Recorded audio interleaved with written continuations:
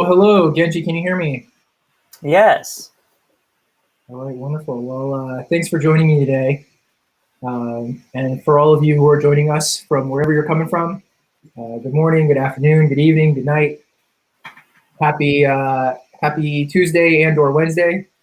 And Genji and I are uh, uh, Genji and I are going to talk about JavaScript today. I guess before we do that, we should say who we are. I'm the technical evangelist at Kintone Corp. Joining me today is Genji, our developer, the advocate from Cybos, our parent company. And we've got a great session ahead of you. We've got a great session ahead of us today. Genji, we're going to do it like a tutoring session. All So right.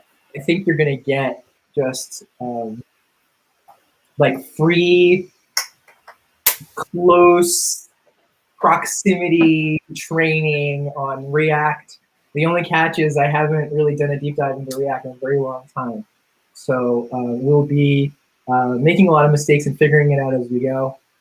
And you are in a really privileged position to just like come in as a novice, asking lots of questions, almost like the protagonist in our story today. As you learn, whoever's joining us will be learning just the same. Sounds great. Okay, awesome. So I just want to reiterate, it's going to be a pretty informal session. We're still experimenting with different kinds of live streaming setups. And Genji, what are you most excited for today? Um, Kind of like we have a lot of jQuery code on our Kintone developer program website in terms of sample code, and that's kind of aging. And so kind of switching over to React would be great. Yeah, React is certainly like a popular framework these days.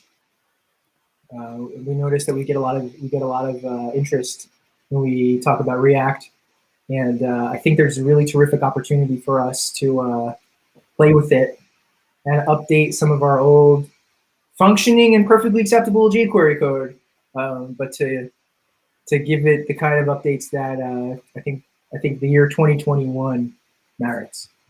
jQuery's been around for a long time, probably like maybe more than half my life. Uh-huh. Maybe, I'm not sure. In any case, Benji, like if you could have any takeaways from your time here today, what would they be? What would be like your number one top takeaways? Number one. Getting started with React, I think if you look at the documentation, it provided by Facebook, it was very helpful, but it is intimidating the first maybe 30 minutes of React app development. Yeah, that makes a lot of sense. So, we're talking about starting with this jQuery code over here, but maybe the better place to start is with React. All right. So go ahead and take a look.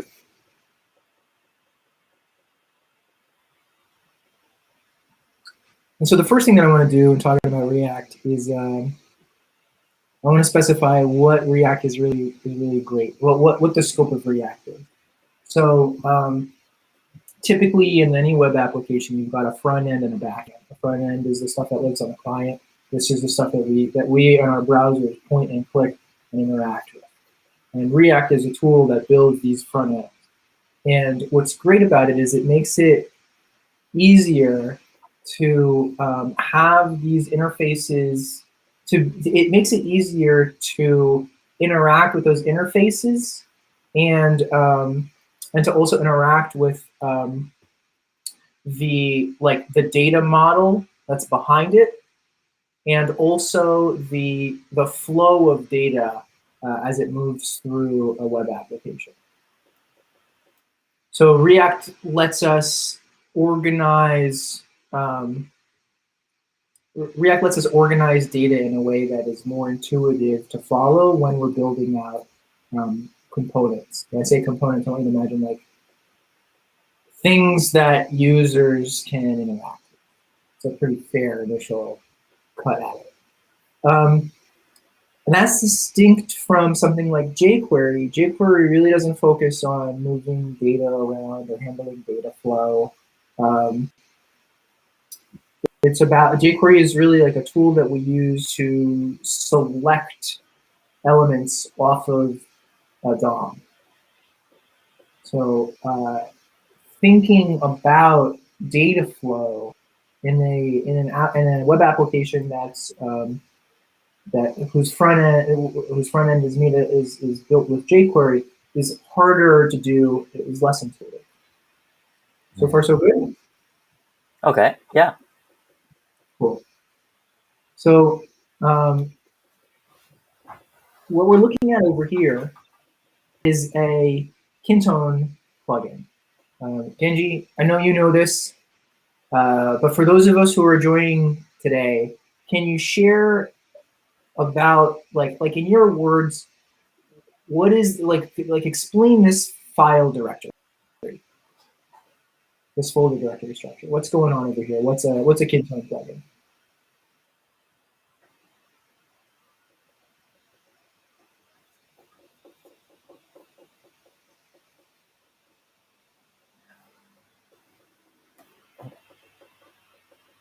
Can you hear me? Oh, sorry. I misunderstood the question. So the file directory, what we're gonna have is a source file, which provides the HTML, CSS, JS folders. The JS contains the JavaScript for the customization on the Kintone side, as well as the JavaScript that accompanies the config, HTML, and CSS that provides the interaction point between the customization and the web database. Let's take it a step back, Genji. What is a Kintone plugin? What are we looking at? A Kintone plugin. So it's like a customization that's very easy to install. And for an end user who doesn't want to touch code at all, this is a very valuable method for installing, managing customizations. Yeah, that's absolutely right, Genji. So we've got this platform called Kintone that you and I are affiliated with. Kintone lets you build what we call apps. You can imagine like an app as like a workflow, some kind of way of managing your day-to-day operations. And we've got a very easy platform to build on. But sometimes people want something more sophisticated that the native functionality doesn't allow them to do. So they reach for these kind of plugins, these kind of extensions that will enable them to quickly upload and install, very much like a Google extension. And what we're doing right now is we've cracked one open, and we're looking at its guts. And what we're seeing is exactly like Genji's saying. Here's a zip file. This is what the actual stuff that gets uploaded. There's a like a unique key that lets us upload this plugin. Like basically, it's like a unique identifier for this plugin. This is private information, even though we're making it publicly available on this live stream. This plugin is just like a testing plugin. So in real life, don't do this, but for this live stream, we're okay. There's no sensitive information in this plugin. Then we've got this manifest file. So Genji, maybe this is a great place to start. What is this manifest file? What are we doing over here? So this is the information we're providing to Kintone, as well as this is the first point when a user installs the plugin. That's they're provided with like the context of what the plugin is. If you scroll all the way to the bottom, there's the actual name of the plugin, the description based on language, and URL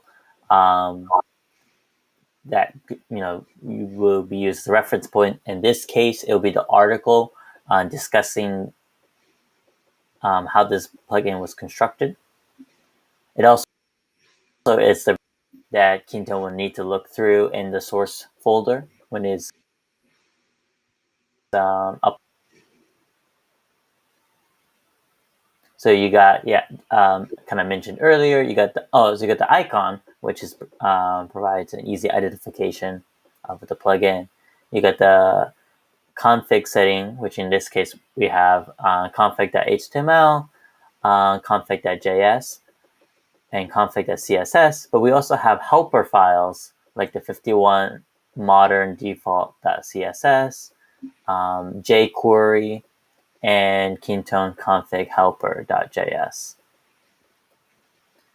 The require parameter is kind of telling Kintone, hey, we definitely need these two settings, these two fields to be set up for the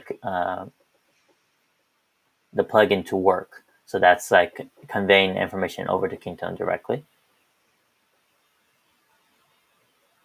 Yeah, really good. So Genji's absolutely right. As he's saying, this file, basically when we upload this plugin, Kintone needs to make sense of the contents of the zip file and to know where to find things. So first it needs to know what's the name and the description of this plugin so that it can present it to the user. We've got a homepage URL. This is going to reference the kind of documentation. And then Kintone needs to know its way around the plugin. It needs to know where to find things. So it's going to know where to find the JavaScript that's going to impact the behavior inside of the app on whatever pages in Kintone we have events that we can run that are related to this plugin. We also need a place to define like a configuration page. So just like a Google extension has its own settings page and somebody needs to put that together, it's the same thing over here. We've got some kind of a settings page, a config page. And then we need behavior that's going to govern what happens on that config page, as well as some boilerplate CSS so that everything looks the way that we expect. And then there's a place over here to set required fields in that config page. This stuff up here, manifest version type app, is all boilerplate. This will stay the same every time. All right. So and then over here, and then we've got a cog that'll present itself on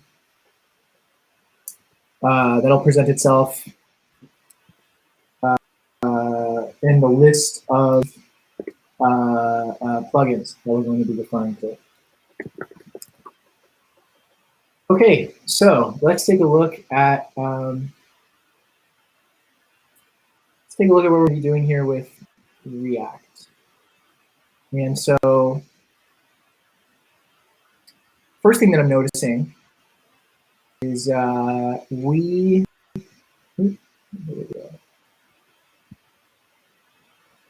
So the first thing that I'm noticing is React requires an npm environment to run. So, or actually, let me take a step back on that.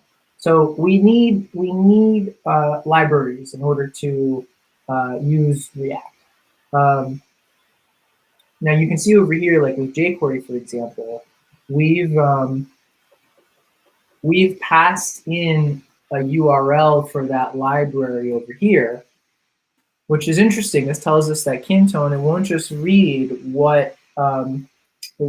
the files that we have over here. It'll also take references to web addresses where we can find the library.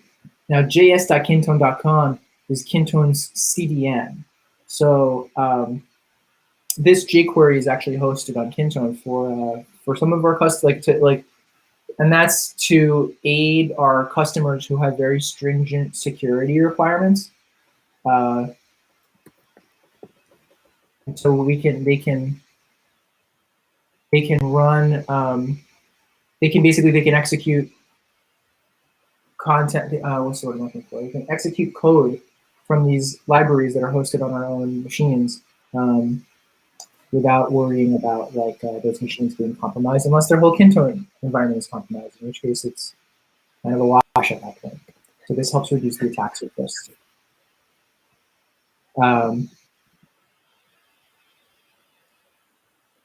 Just hold on 1 second.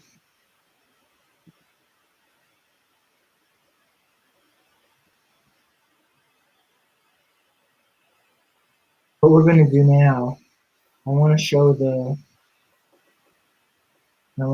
folks who are joining us what a plugin list page looks like, so that they can see this name, description, reference point for what it actually looks like.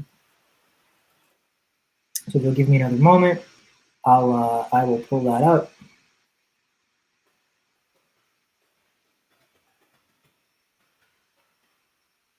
And what you see over here is exactly, well, not exactly, but corresponds with the name, the description, and the icon that you're seeing over here. The name, description, icon, and then this link will correspond to homepage URL. And then, so that's where our plugin list is stored. Okay, so now back to React. So typically, when we're working with external frameworks, we can pass in use like a library just like this as a link. But interestingly enough, React is not available on our CDN. Any idea why that is? I don't know. I think CDN links decisions are made by requests from our partner or from our clients, and it's usually specifically tied to Kintone customizations, right? They just copy and paste it into Kintone apps. That's like on our main objective. So. Okay. So what we're going to do is we're going to see if we can find a React library file that we don't need to npm install React boilerplate. It might be that we end up going in that direction, but we'll see. So what I want to do next is I want to look for a place where we can pull the React library. Now I say this with some caveats in place.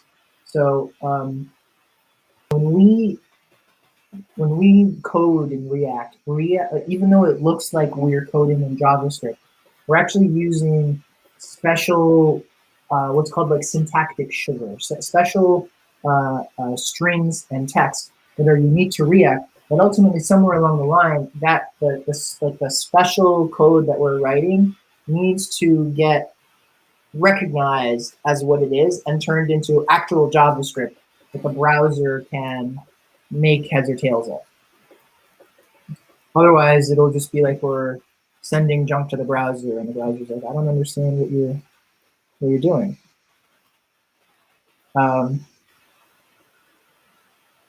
So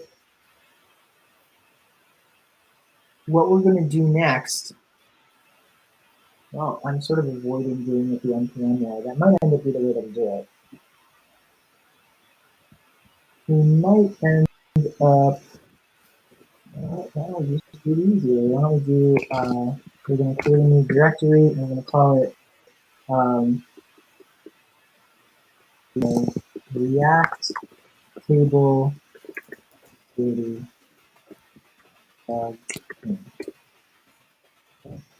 And let's go ahead into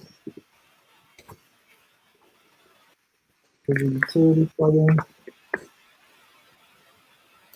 and we can npm install. So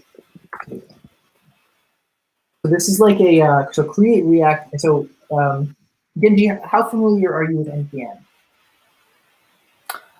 I've only run the create React app command. Okay. What is npm? npm. my understanding is its notable characteristic is that it runs the command that you're presenting it with, but doesn't have to install it, or it only installs a temporary and removes the unneeded files after running the command. So the goal is the end result of running the command, as opposed to installing the program, all the programs needed along the way. Okay. Can I push you on this a little bit? Mm-hmm. So what you described mostly is like anything that we do in the terminal is we run a command and the command does something. What is npm?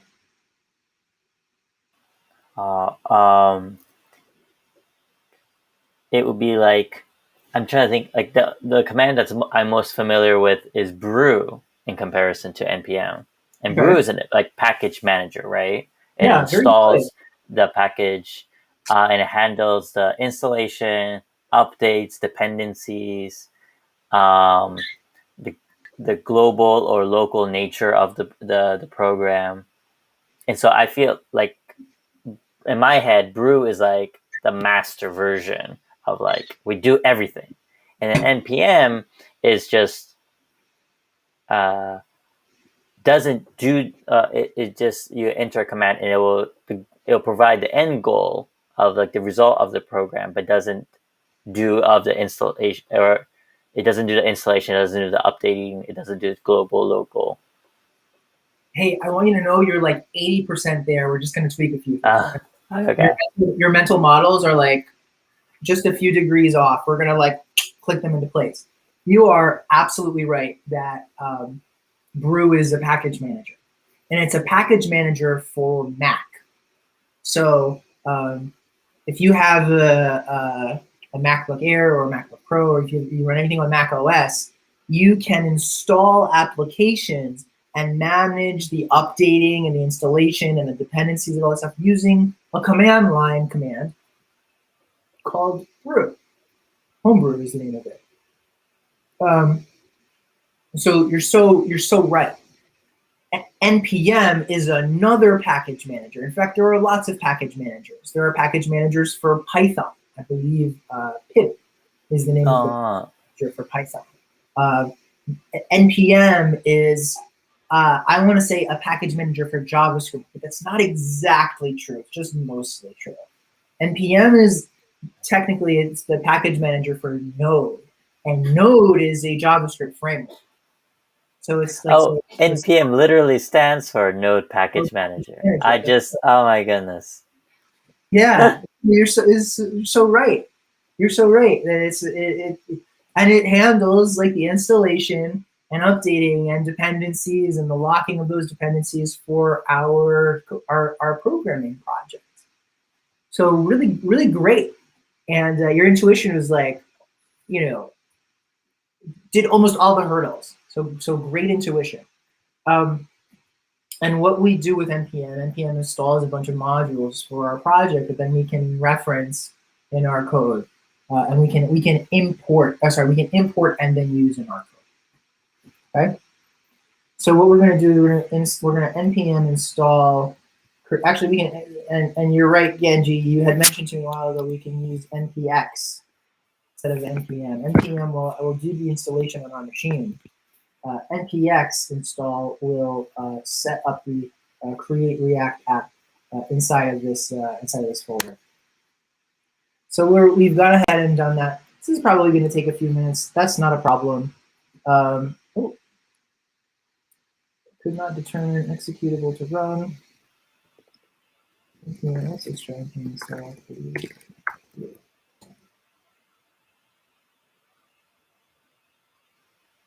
All right, there we go. Oh, okay. Okay, so no big deal. It'll probably take a few more minutes. While we're here, we've created a new project. Let's go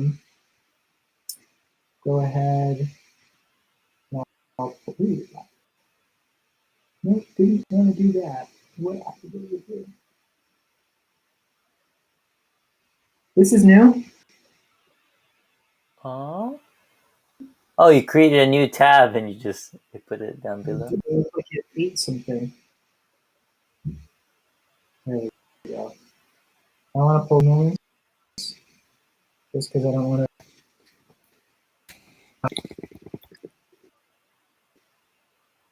Oh, it's still loading. That's what's happening.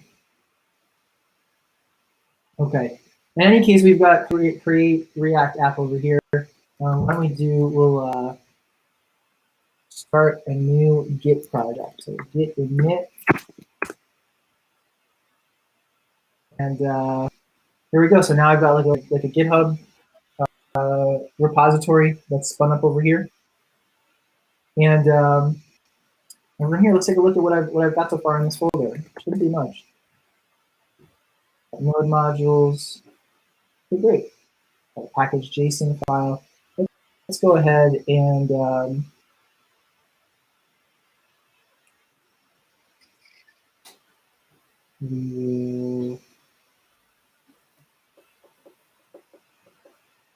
we'll probably come back to those files later. Wait, no, I did not want any file. There we go. Open.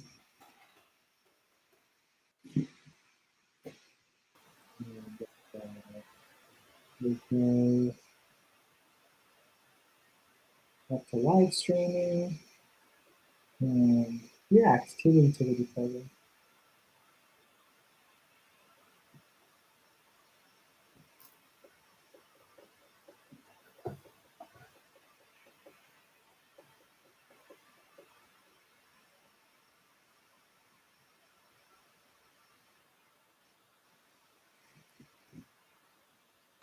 It looks like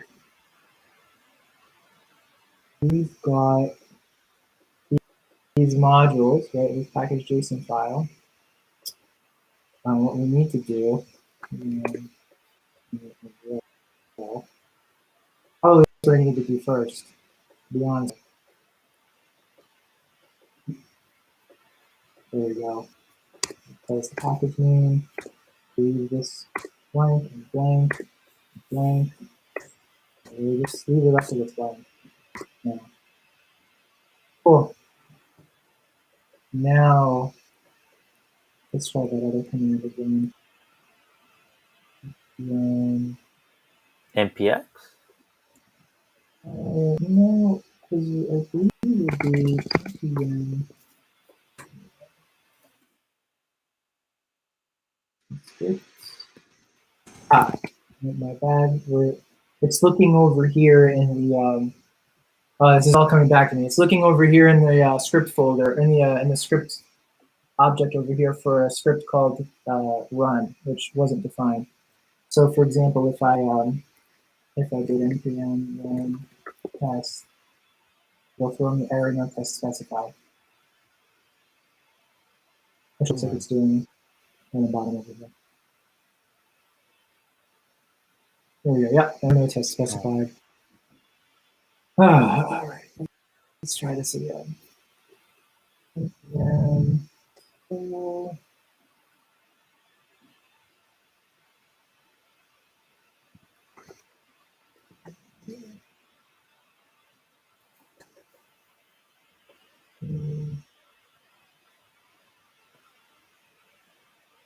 Yeah, like any coding project, I feel like the first 30 minutes is the most painful, as you need to install all the dependencies, you need to make sure the node version is correct.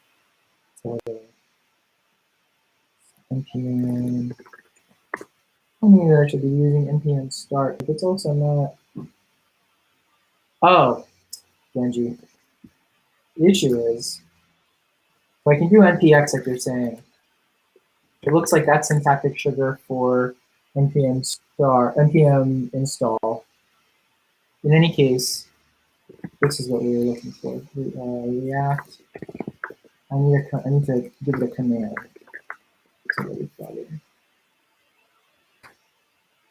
There we go. Now it's going to do something. In fact, I think that it'll. Yep. My mistake. We actually now have an npm project inside of an npm project. I'll fix that in just a moment. Do you see what I mean? We've got like I was package JSON in here. And, Oh, So you npm install create React app, but it just didn't allow you to run it? No, it's something that didn't allow me to run. Is that I didn't specify a target. So I npm installed create React app. So it put all of these files on my machine, but it didn't execute those files to do something with them. Ultimately, create React app is designed, it's intended to output a boilerplate initial React app. And that's what in fact it's doing right now. It created a folder which we specified called React to the utility plugin. And then this folder, right now it's populating with the package JSON, and it'll soon populate a whole bunch of other stuff, which will take some time. I see. At which point we will throw out this other stuff. We won't need it. Or we will need it, and I'll have broken something, and then we'll and then we'll fix it. Yeah. Genji, I want you to, one of the main takeaways I'd like us to get away from today, and for us to, and for you to get for today, is that, you know, these mistakes that we're going to make, some of them are going to be really dumb mistakes, some of them are going to be useful mistakes for us to learn. The important thing is that we get the mental models about how things work more than anything else. You know, this stuff about make sure it's in this folder or that folder. I mean, like, yes, like as proficient developers, we don't want to be making these silly mistakes, but as sort of like the painful initial slog through something new or through something that you haven't touched in a really long time, it's totally okay. And for any of our readers, or any of our, not even like our listeners, and for our audience today, that's what we want you to take away. Okay? Well, while that's working, let's think about what we're going to do. So we have this window, and this will be our jQuery stuff.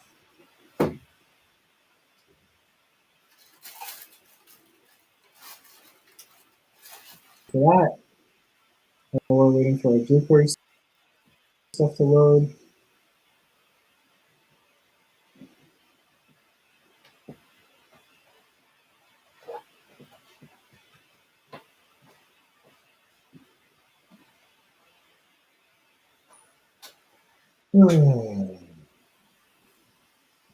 Yeah, this was the most recommended, or not recommended. Sorry, this was being a bottleneck for our previous workshop. So I ended up creating a whole like video on installing Node.js and getting the our participants up to npx install, npx create Gotcha. React app.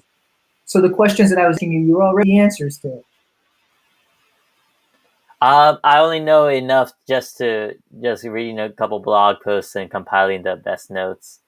I would add, I am very confused as to how many ways you could get Node on your computer. It seems a bit ludicrous to a complete newbie like me. Can you say a little bit more about that?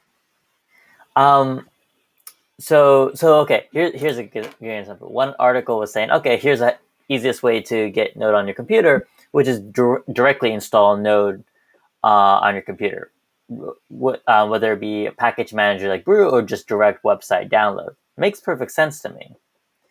But then I start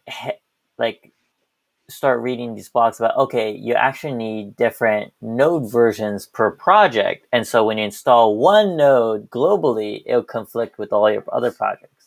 And I didn't understand this. This is very theoretical until I was trying to implement another project. It's like, oh, okay, I actually encountered this issue. So then I'm like, okay, I just have to install another node version. I naively thought. by installing another the correct version directly to my folder, but then it had a conflict there with my global install, and I just went around in circles until I entered the world of like, oh, Node version manager programs. Yeah, that's right. So would you like the conceptual framework behind that? Yeah. Like I haven't encountered this thing with React. I haven't heard of different React versions you need to install for different projects. What is the fundamental difference between why Node versions are so specific they require? Yeah, again, really great question. And the way that I would talk about it is to think about what your environment is. So, for example, Git repositories, right? Each Git repository is like its own environment. It lives inside of a folder and it has its own directory structure underneath like the root folder, right? We don't have any confusion about overlapping Git projects because they have their own domain that started the root directory and that open up from there, right? So I can have 3 different Git projects side by side in a folder called my projects, and we do project 1, project 2, project 3, and each one uses its own repo, right? So it works the same way. Node is when you're installing Node in a new project, it's its own environment. It's running its own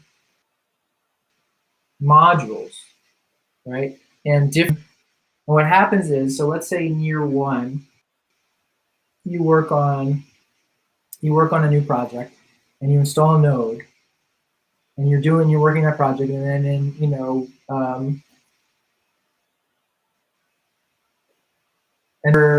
year 2 you start a new project and then you're installing a new version of Node. You're now managing 2 versions of Node on your mix because your old project is old doesn't mean you want to update Node. You don't want to you might not want to update all your dependencies. Then you'll have stuff that breaks in unexpected places or maybe in expected places. In any case, it's work. It's like your whole builds, like all of your scaffolding for building, right? Sometimes you just want to leave it the way that many times you want to just leave it the way that it is and focus on the important stuff, not on I gotta update more. So you need some way to manage the different versions of Node that are living on your machine, and that's what NVN does. Oh yes, Node, that one. The Node version. I see. So it's kind of essentially don't try to fix something that's broken. Don't update dependencies. Like it's working, don't touch it. And so by the act of preserving it, you don't want a global install of a particular node. That's right. That's absolutely right. And that's also why we've got package lock.json. Package lock.json says we've basically shrink wrapped. It's almost like when a product the assembly line and it goes through a machine. Whatever's in that product is now in that product, right? Like you're not going now it gets opened up by the consumer. You don't touch what's inside it anymore.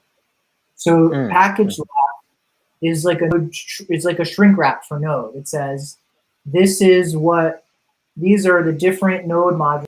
These are their versions. This is the the integrity check for them and any kind of the dependencies that they require or dev dependencies, so that you can if things get updated, you can update them in a very deliberate way. You're not accidentally updating your dependencies and exposing it to breaks. That make sense? I see. I always wondered. Many times I've encountered issues. There'll be somebody saying, "Please just delete package lock.json and hope that it works this time." Yeah, and that's really sensible because package lock freezes everything. So you might need to update your dependencies.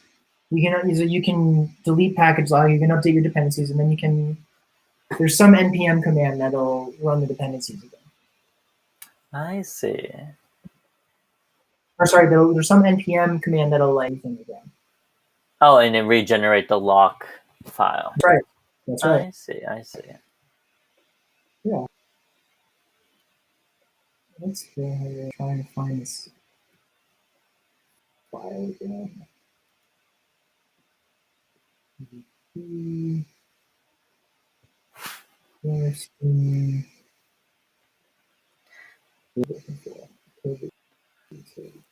The only thing that gives me more of a headache as a program newbie than Node.js install is Python. I'm sorry, is what? Is installing Python on Mac. Oh, All really? the different ways of installing Python. Mm-hmm. And I remember explaining this to my stress to a coworker, Will, and he showed me, where was it, xkcd Python comic. Let me pull up the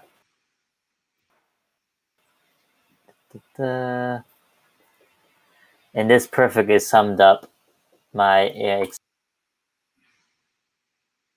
experience with.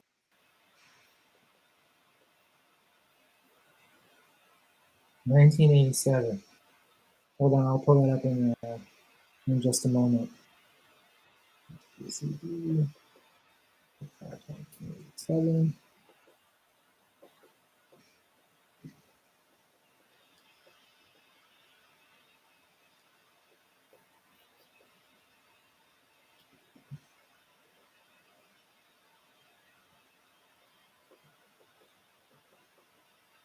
Oh, yeah. Hold on a second. Python environments. There you go.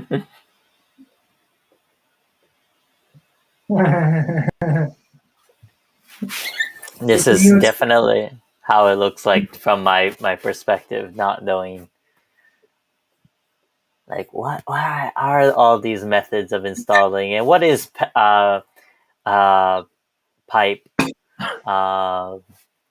Yes. Yeah, this is pretty confusing. These are just different, but it's sort of like, at the end of the day, Genji, it's not something to stress. It's sort of like, do you, when you, let me give you an example. So let's say I want to download a game. Mm-hmm. I download the game from the website of the publisher. I'm sorry, not the publisher. Do I download the game from the website of the software game company? Do I download the game from Steam, or do I download the game? Like, do I buy it on CD-ROM if those things still exist, and then do I install it via CD-ROM? At the end of the day, what's important is you've installed something. You may install it in a local environment that's specific to a root folder. You might install it in a global environment. If you install it in a global environment, you might be installing it through something like Homebrew or some other package manager so that it can be updated regularly. All those stuff are just like different ways of managing that global level install. But ultimately, what's important is just that you have what you need for the projects that you're building. Yeah, that's true. Before we dive into the code, which it looks like it's done downloading, I want to pull up our Kintone plugin, this table numbering plugin, because we're going to be starting to mess with this this config page. This is a config page, very much just like the settings page of that Google Chrome extension we were talking about. And this is pretty simple. We've got some text over here. We've got a drop-down field. We've got a save button and a cancel button. And that's it. So what we want to do, first and foremost, let's look at how what's going on in jQuery behind the scenes.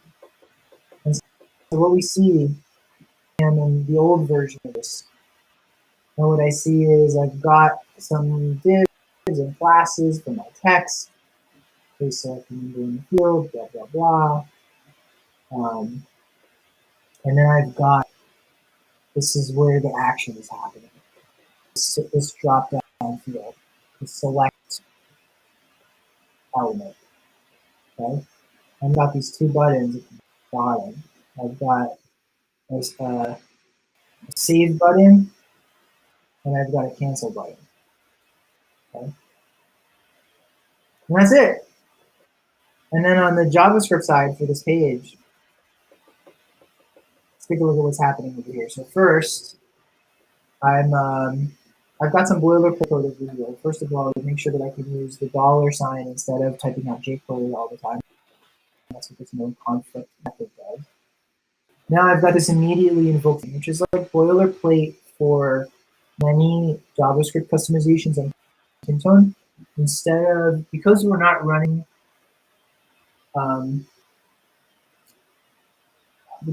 build tooling like Webpack, which will like interpret all of the import statements and then package everything up nicely in a single file, and then upload that file to a,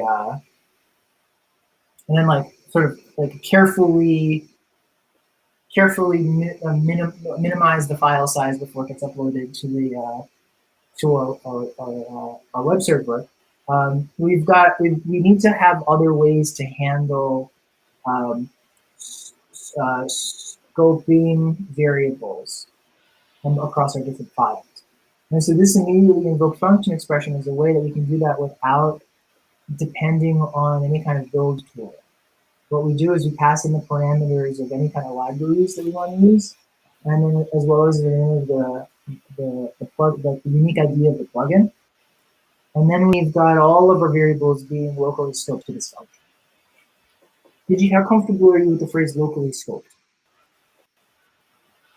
Sorry, locally scoped, is that correct? Yeah, how comfortable are you with that phrase?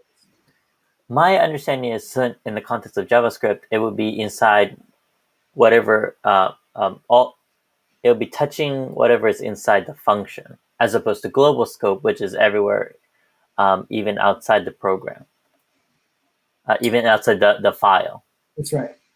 That's right. And why is scope so important?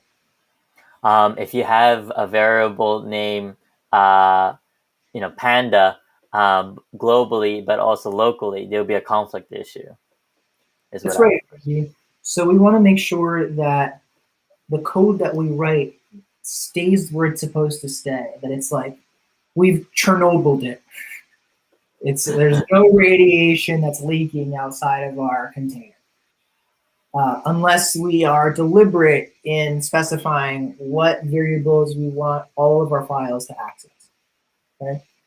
And so function scope is so variable scope is like a critical thing to wrap your arms around when it comes to JavaScript. What you should know essentially is that variables are block scoped. Sorry, variables are block scoped, which means they're scoped to the functions that they're in. Once you leave a function, you will lose access to the variable.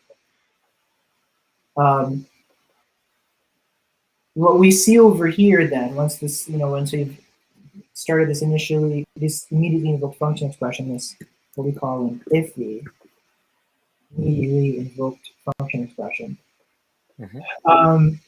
We've got a few things going on here. There's this conf variable that we've defined. And what it does is it's reaching into Kintone. Kintone has exposed a method. In other words, there's a function that lives in Kintone's global scope called, or there's an object, there's a variable in Kintone's global scope called Kintone. And then everywhere on Kintone's pages, you can access this object, and it's got all sorts of stuff hanging off of it. One of those things is a method called getConfig, which will take in a plugin ID and spit out an existing configuration. So this is how we save our configuration in Kintone for these config pages. We do it and we like configure something. We say, okay, I want you to pick this field, and we hit save, and then what happens is we've updated the get config. We've updated. Well, actually, there's a different function called set config. There it is. And this is in fact what we got pop up that said the plugin settings have been saved. Please update the app. This is exactly the function that got kicked off over here. And then if we're back in, we'll be able to see our saved setting.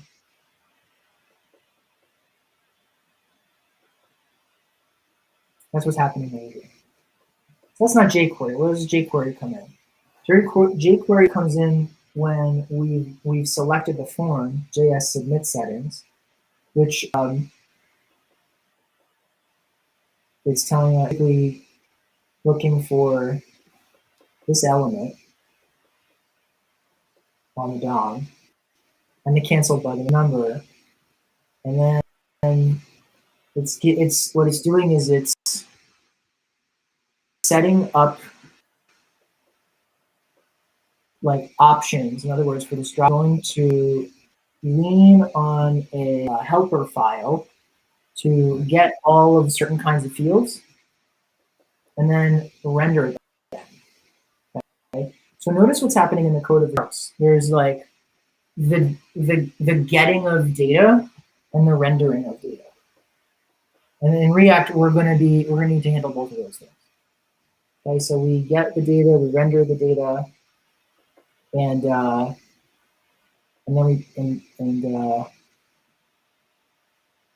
we do stuff on clicks. There's some kind of controllers that were like some kind of interaction points that we are engaging with to produce behavior. With me so far? Yes. Okay, cool. Let's go back to this React table utility plugin, and we need this. Oops. No. What I'm doing right now is, remember I said that I installed 2 versions. We're going to get rid of the old version. And we're going to get rid of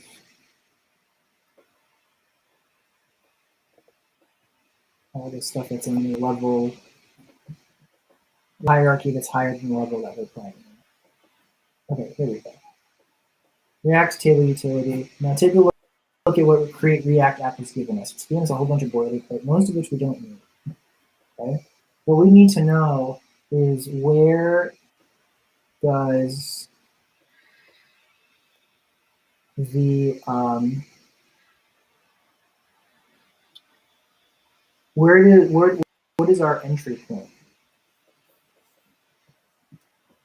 Entry point. Are you referring to like index.js or? Yes.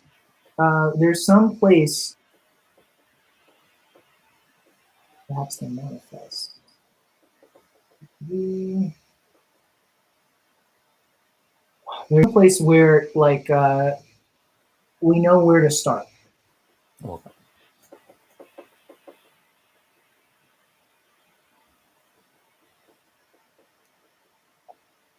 And yes.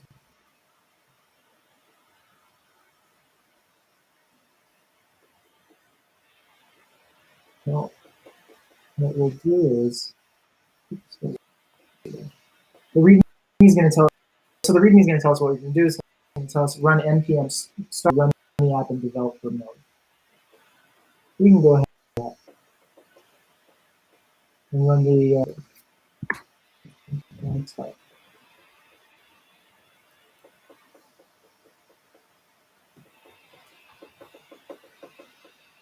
Ooh. That's because yes. Go ahead. Oh yeah, I was about to say, like, are we inside the folder? We're not, but we're about to be. There we go. Actually, what I'd like to do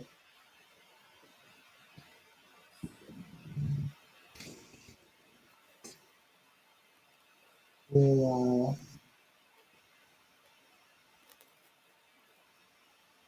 pull that bad boy out for a sec.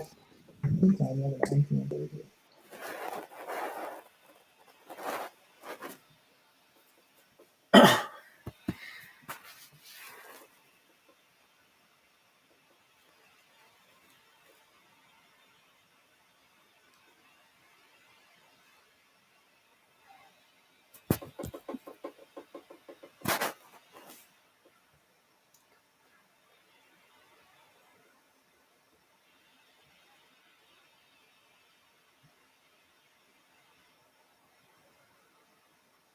Ah, okay. You know, there's a lot of secret stuff that's happening behind the scenes over here. Stuff that's making my head in a little bit. So what I'd like to do is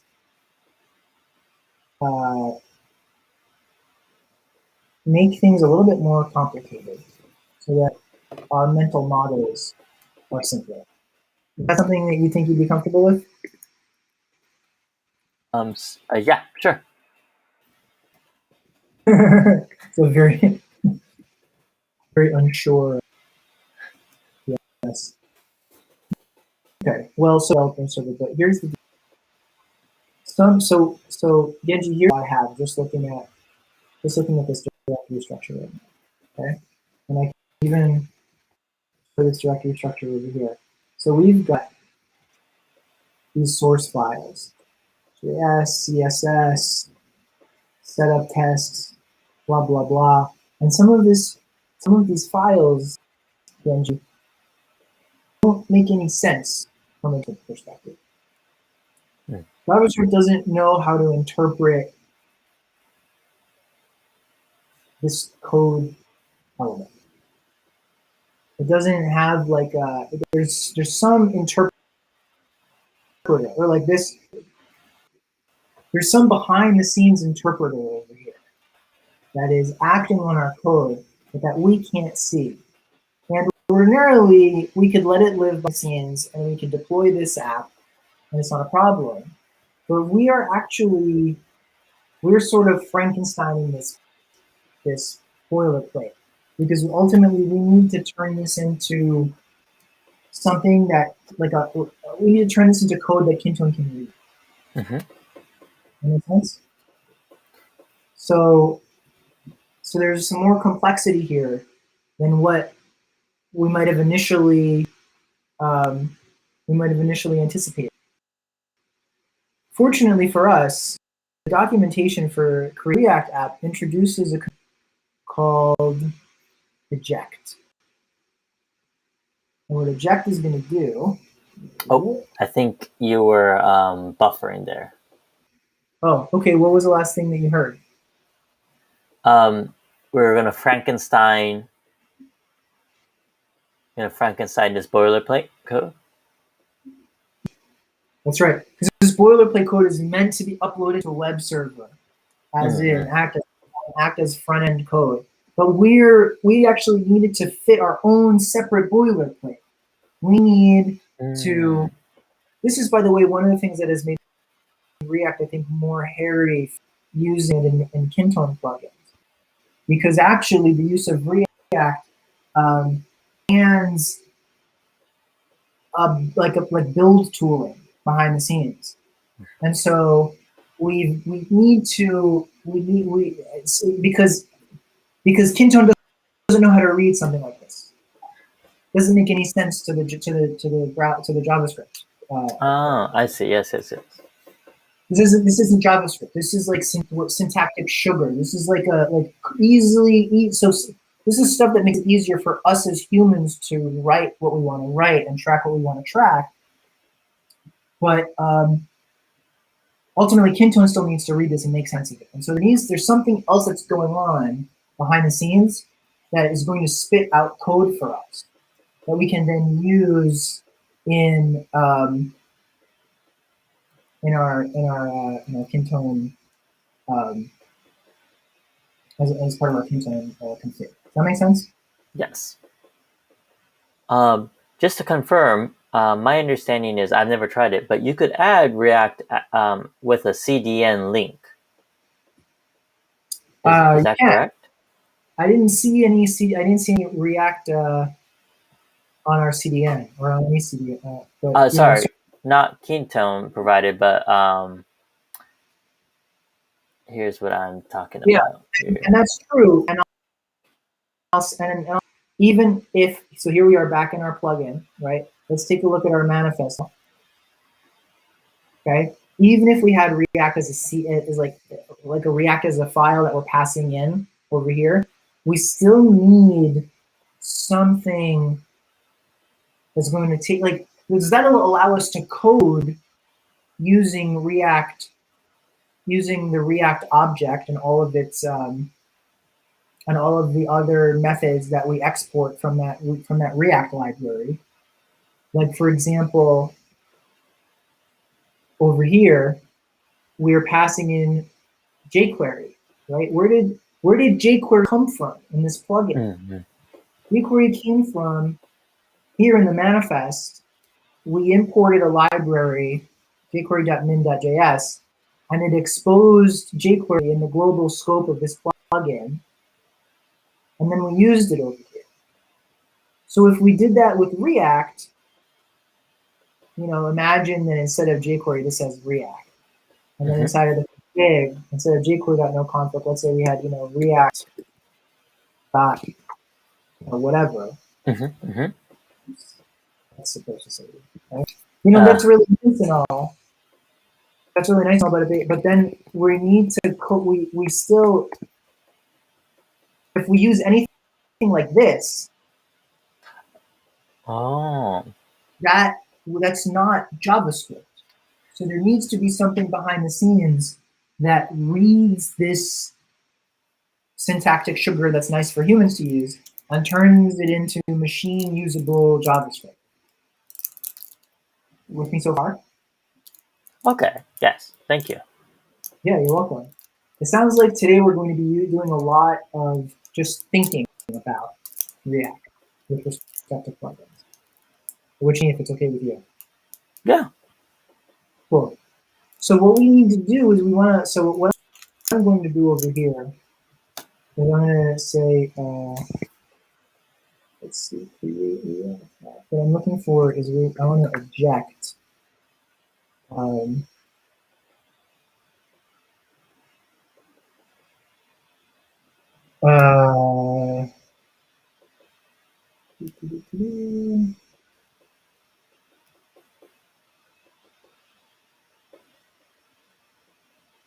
gonna create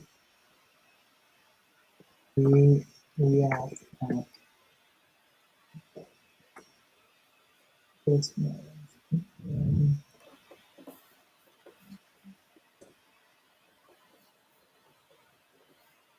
Alright, where is the thing for this? Oh, Npm Run Eject. There we go. Where am I going to see that? Npm. Here we go. So you notice Npm Run hooks us into the scripts that are defined on package.json. So there's start, build, test, and eject. And it calls React scripts, which is a separate dependency. So it's kind of like nesting commands. Does that make sense? So we're nesting commands. So we can say npm run React scripts eject. Or we can just say npm run eject. I'm going to do that, and let me show you what's going to happen.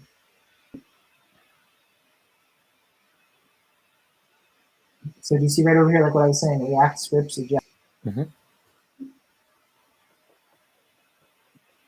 you sure you want to eject this action as permanent? Yeah, let's see what's going on behind the scenes. Okay, remove the repositories, untracked files, or uncommitted changes. Let's see. What is a jest file? What file? A jest, J-E-S-T.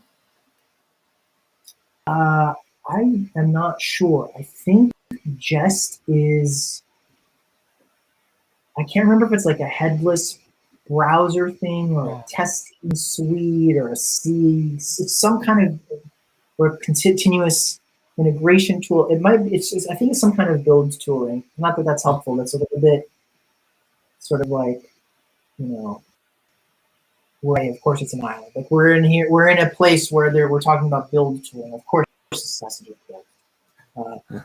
But I'll tell you what, go ahead and look that up while I'll figure out this Git stuff. And then you teach me what jest is.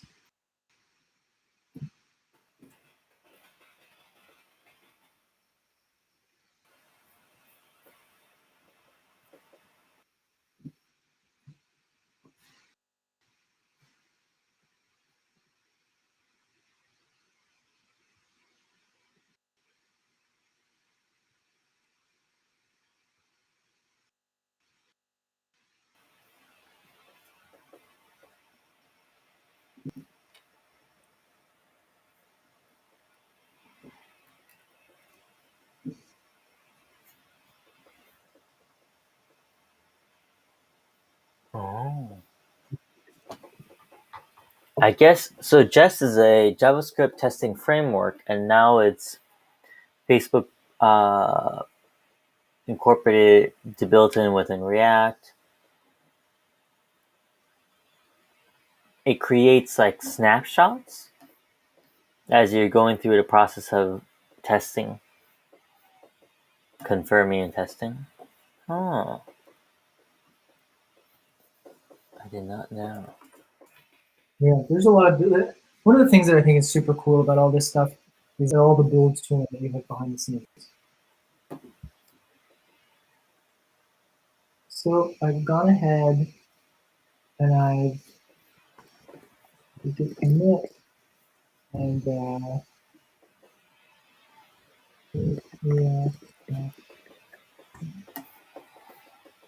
Cool. All right, so now let's try this again. We'll do Npm.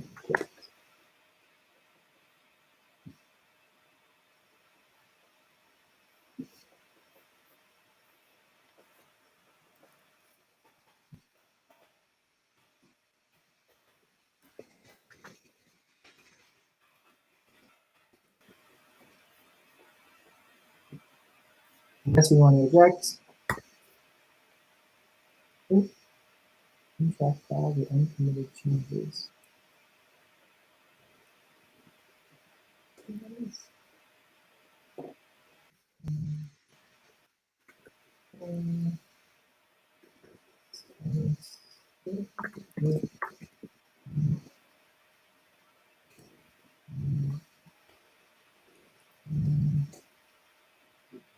So now let's try this again.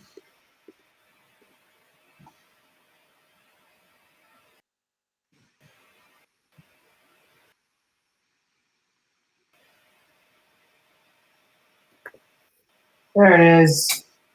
All right, let's see this file directory explode. Oh. You ready?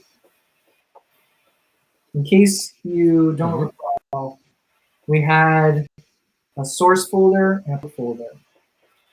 And then there were, and that was it. Or maybe we had node modules as well. And ignore package lock, package.json, and readme. Now all of a sudden, we've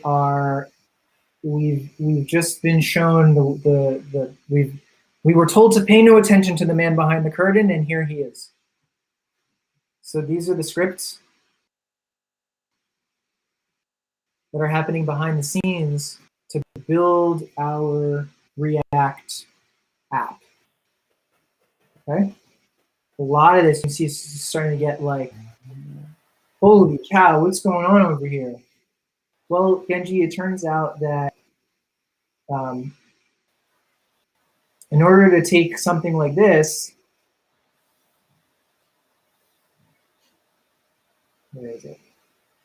Where is it? In order to take something like The this, syntax of sugar. yeah, exactly, and turn it into JavaScript, we needed stuff behind the scenes, and we needed stuff to make it pretty to use, so that like we are exposed with the create React app API that we are exposed.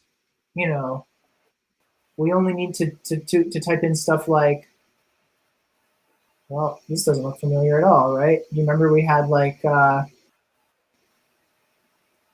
know, like npm run start and build, npm test, that was it. Now we're like, so much going on over here. There's stuff that's managing environmental variables, that's managing testing.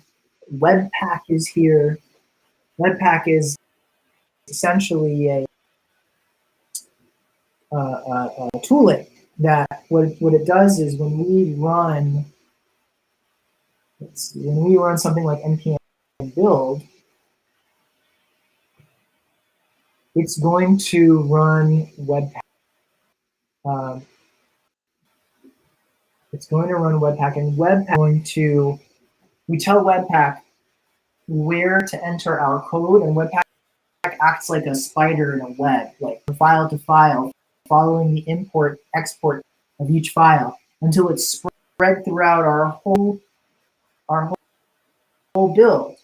And what it does is it maps out like it sort of like takes this file directory structure that we've thought about very carefully, and it turns it into like something that a machine will find most usable. It's like a machine-ready JavaScript file that we can then push up somewhere. You following me so far? Mm-hmm. So this is what's happening behind the scenes. Oh, go ahead. Just wanted to confirm. So the act of ejecting is essentially stopping the servers from processing it any further. And then what we just witnessed was all the additional activity that we essentially before the syntactic sugar was added to now it was added. Sort of. You got the right idea. So eject is a one. So we installed a bunch of React boilerplate called the create React app, okay? And what we did when we ejected it, it's a one-time command. We do it once, and it basically rips the plastic off of the toaster. Mm-hmm. Says, oh, you wanted to know how, like, what the insides of a toaster are? You didn't just want to put bread in it and turn it on and have toast pop out. You wanted to like mess with the innards of it. Okay, well, here it is, and then we'll rip out all of the carefully designed curtain work and show you how everything's happening behind the scenes. So this doesn't get uploaded to a server. So this will not go in our Kintone plugin. What will happen is we'll run a build command, and somewhere there will be a file that will get spit out. That file will map, will like sort of like come, will be like a digested version of our source code, depending on how many entry points we have. For as many essentially for every entry point we have, we'll have a separate file, and then those are the files that we will use, that we can put in the plugin inside of this plugin directory structure. Does that make sense? Mm-hmm. What are you taking away from this so far? I'm taking away that there was a lot more happening in the background than I was ever thought of, quite honestly. I've only got to the point of npx installing the boilerplate code and messing with it. But yeah, the processing when running the build command, I didn't think about it. Yeah. So, and we don't even need to touch this. It's, for our purposes, it's useful to know. Ultimately, what we want to know what is our entry point. And let's see if we can find it over here. I believe it's index.js, but I actually want to find the place where we define this index.js. And you are an eagle-eyed viewer, you might find it before me.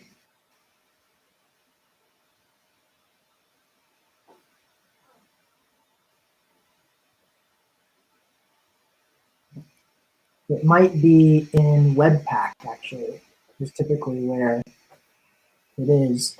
With Webpack, you need to define where you're, like, what are your entry points? Where does Webpack start streaming? And so let's take a look. And these are all basically build pipelines for all sorts of different syntactic sugar. And handling environmental variables in line so that we don't have to worry about it.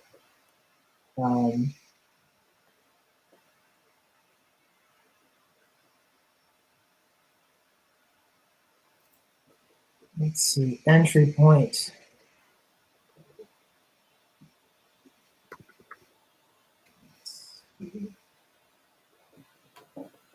The files which are included in index.html.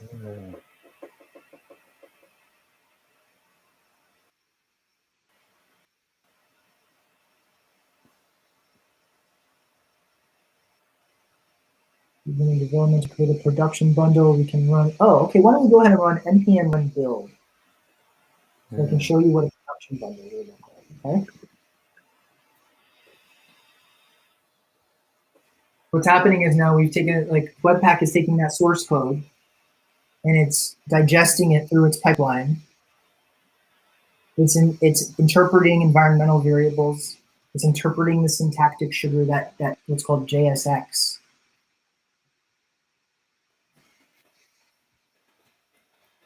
And it's optimizing all those files. Because ultimately we want it, when it runs on the web, we want it to run fast, right? Mm-hmm.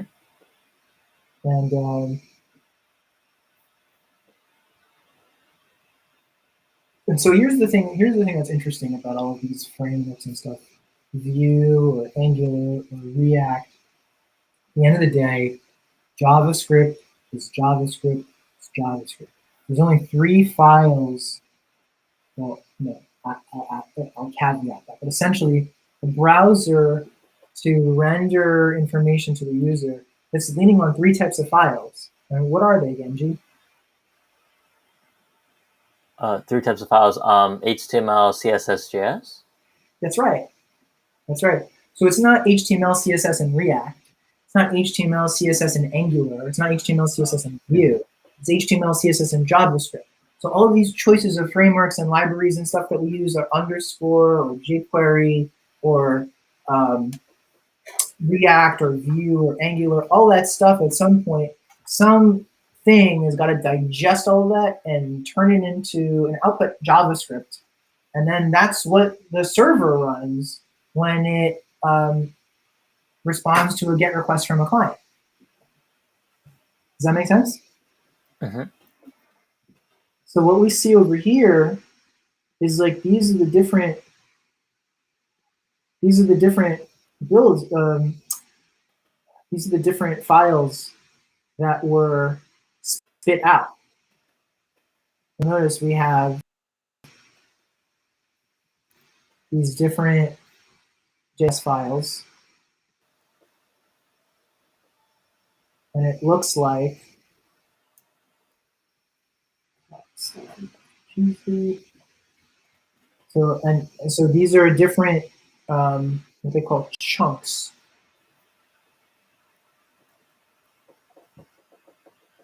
In other words, if we look here, this will say this is old code.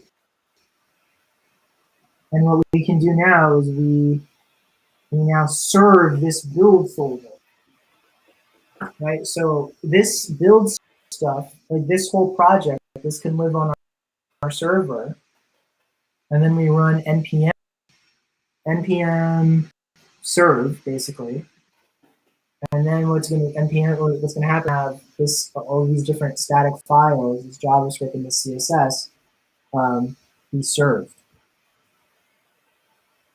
And that's how we take React,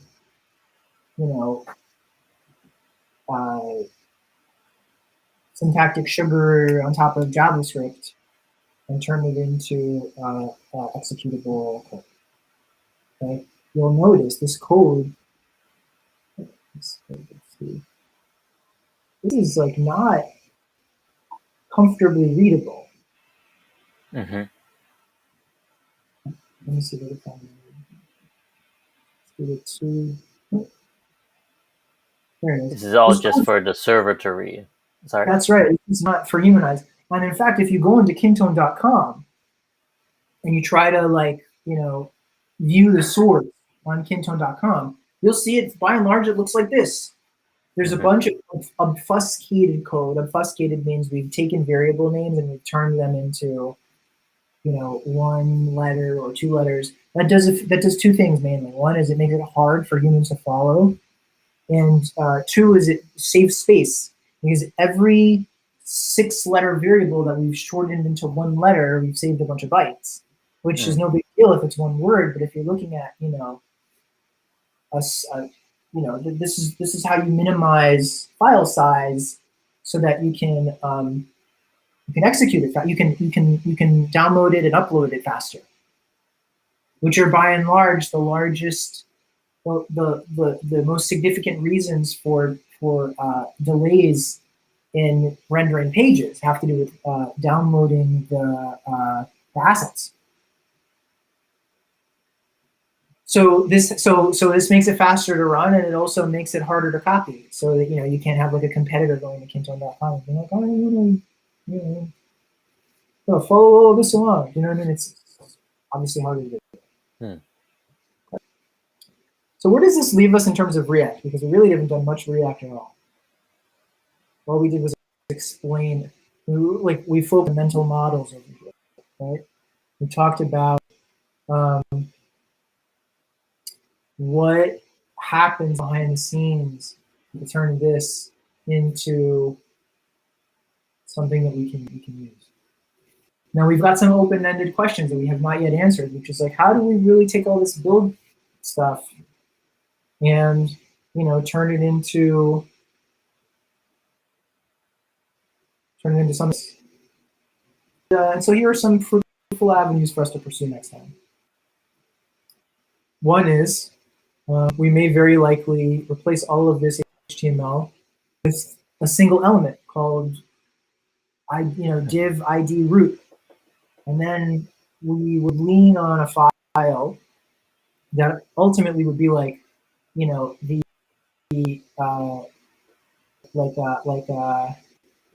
a static JS file that's spit out from web. That would be our config for React. From that, we would have built comfortably in this great React app.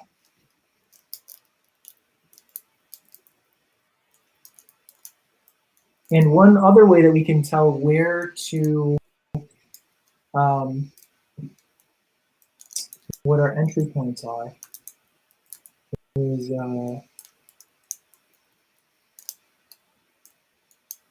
we can see what gets exported and what gets imported. Mm-hmm. So this app.js gets exported to index, and it's going to show up in here. So import app from app. So the entry point is probably app.js. Oh, I see. Since it's already incorporated into index.js. Yeah, well, the app also refers to other sources that it's importing. I don't remember. I just remember setting this up in Webpack with the entry points I entered. And the way that Webpack is set up over here, it's not intuitive. Let's see if we can do another check over here. So the array of files which are included in index.html. So we're gonna check out the index.html and see if it gives anything. That main or filter. Maybe it's in our manifest.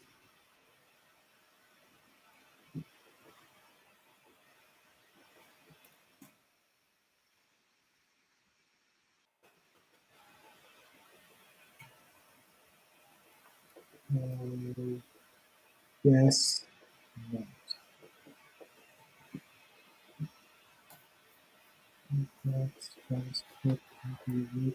So you see how we've got div ID root over here? Mm-hmm. All the React is hooking into that.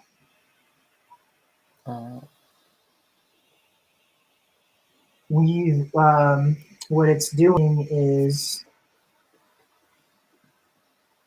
inside of index.js, we're document get element by ID root, and then what are we doing with it? We're rendering this strict mode, and then in that strict mode is this app.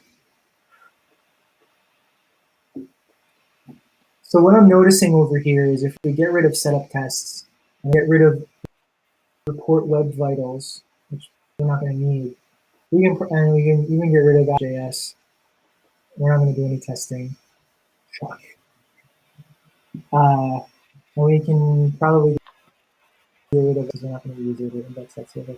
We'll just go working with app dev, and we'll start making this the code that we want to make, and then we can build it and see what happens. Right? It'll be a good place for us to pick up next time. Is actually going into the doing some coding. So we spent a lot of time today talking about mental models. What are your biggest takeaways from today? To be honest, the biggest takeaway, I didn't really think about build and the compilation, everything from Webpack, as you say, converting syntactic sugar to just JS. I didn't think about it, so that really opened my eyes to, okay, these are what the frameworks are doing. That's their purpose, to provide us the tools to program how we want it, and they would handle that, the delivery of that, all the way to what a server needs.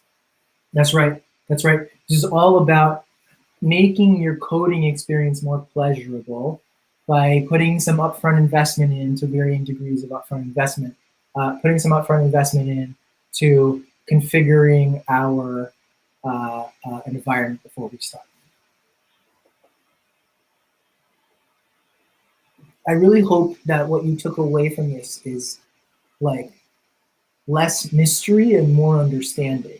It's that understanding that's going to be really valuable as we continue the building.